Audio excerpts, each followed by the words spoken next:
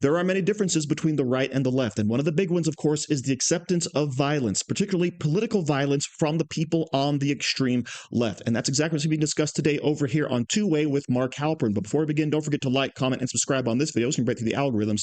Here we go. We've talked a lot about toning down the rhetoric, and I don't see any reason that that's going to change based on the past and current.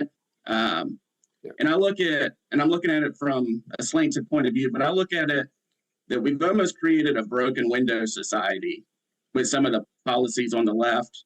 When you talk about rioting, looting, stealing from Walgreens became acceptable. Violence on the subway, we've blamed on mental health. Not that this is wrong. And keying people's Teslas and things like that we've started to accept as a society, we pushed further and further down the line to where at one point assassination was way over here and we started creeping closer and closer. And I guess my question would be do you think anybody in the Democrat side is going to have the courage to stand up and say, we need to rethink some of these policies to where society is slowly shifting over to? Great question, Dan. Yeah, it's a great question. I mean, and I put this on social media yesterday, the group chat, the show that I co-host every Thursday. My colleague Emma Jo Morris made the point about kind of how MAGA has mourned Charlie Kirk, which I just said a minute ago in terms of vigils. And I thought we got off the air and I thought to myself, how would Democrats probably have responded if, God forbid, like AOC were shot, right, and killed the way Charlie Kirk was? And I have a really hard time believing that there would not be riots in cities because Democrats, to your point, I think the crime stuff is slightly different here, but the acceptance of acts of kind of what they would call like of violence, I'll stop humming, it's gone too far in our party. And I do think that if we're going to win the White House, and you think about kind of where you're going to have to confront the party on some issues, all winning candidates kind of confront their party on some things. That idea that it is acceptable when something bad happens to lash out for a community that feels aggrieved is not okay.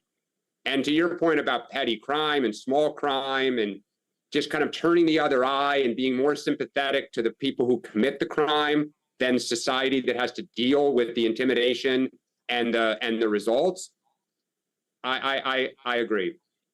Again, I think both sides have some issues, but yes, on our side, totally.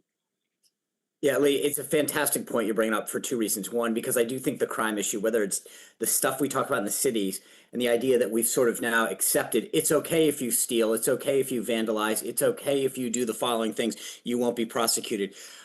I mean, I know this sounds like the old man thing that I now apparently do a lot more.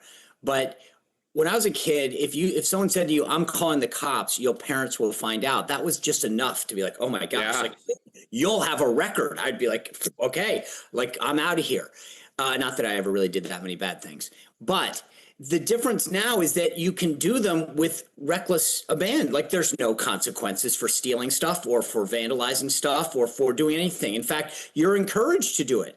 Walk into any CVS or Walmart or whatever, Walgreens in a major city, everything's behind glass, and there's a guard that's standing there that will tell you, I can't do anything when they loot me, right? To Dan's point, though, there is a difference in the response. Yep.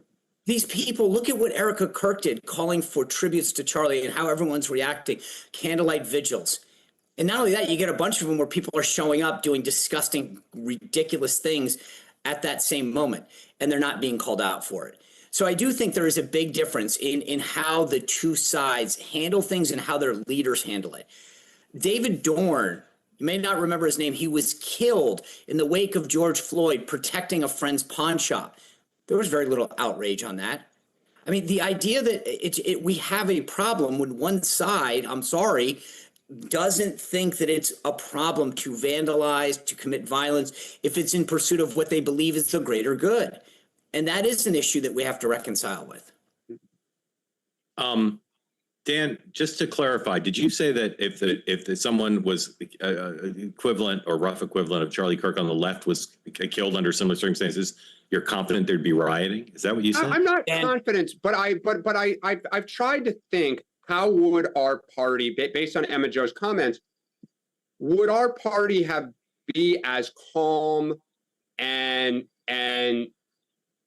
I think, Mark, likely there would be riots potentially. I mean, just look at the history of the last 40 years when stuff like that has happened. I'm not saying one community necessarily, but do I have confidence that we would be as calm and measured? Not leaders. I'm talking about like regular, people, emotions coming out. Yeah, it's not that I think there would be riots, but would I be surprised if there were riots? No, I would not. Okay. Mark, I will say this. I give Dan a lot of credit for that statement. It's an honest reflection. Were you wondering what he said, or are you questioning the outcome? Because I don't have any doubt.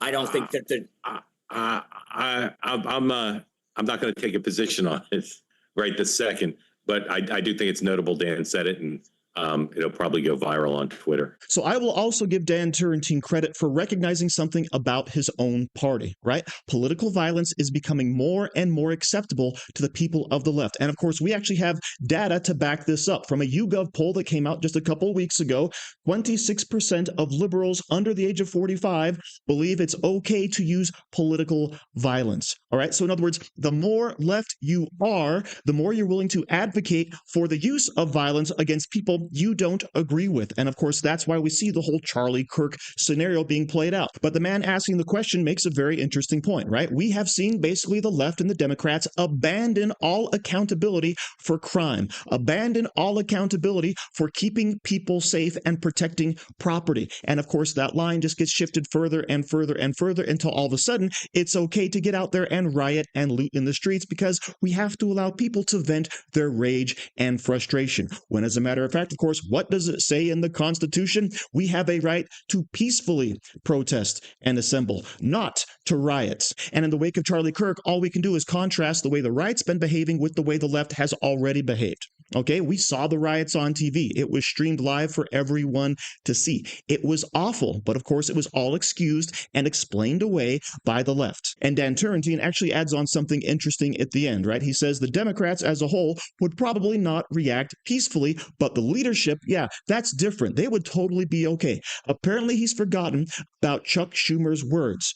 Right? Oh, Kavanaugh, you've reaped the whirlwind, and now you have to deal with the consequences. And remember, someone tried to go after Kavanaugh. All right, don't forget about that. Then, of course, you have Auntie Maxine Waters out there saying, hey, don't give any of these Republicans a moment's peace. If you see them out there in public, you get up in their faces. You shout them down. You don't let them speak. All right, that's the Democrat leadership. And no wonder the constituents act the way they do. And as Sean Spicer rightly points out, when we were younger, the thought of having the police called on us was enough to make us say, okay, that's enough, we're going to back off. But now you have people getting up in the police's face and screaming at them. And in the case of ICE, etc., actively pushing them, blocking vehicles, trying to stop them from making arrests. All right, this is clear insanity by the left. And of course, it just goes to further contrast the two sides, which is exactly what we're seeing on full display here. So yes, Dan Turrentine, it's a very brave stance to come out and say that, yeah, my side's a little bit wacky, they're a little bit nutty, and there's no way they would be as peaceful as the right. And I do give him kudos for that, although he's still kind of ignoring the big picture, which is that the leadership in the Democrat Party is just as vile in their rhetoric. So thank you very much for watching. Don't forget to like, share, comment, subscribe, and say hi to your mom for me. Do you like t-shirts? Of course you do. And now you can support the channel by buying an Angry Teacher t-shirt designed by me, Angry Teacher. So if you like America, if you like freedom, if you like liberty, then go ahead and click the link in the description where all designs, of course, are 100% mother approved. So enjoy yourself and find something you like today.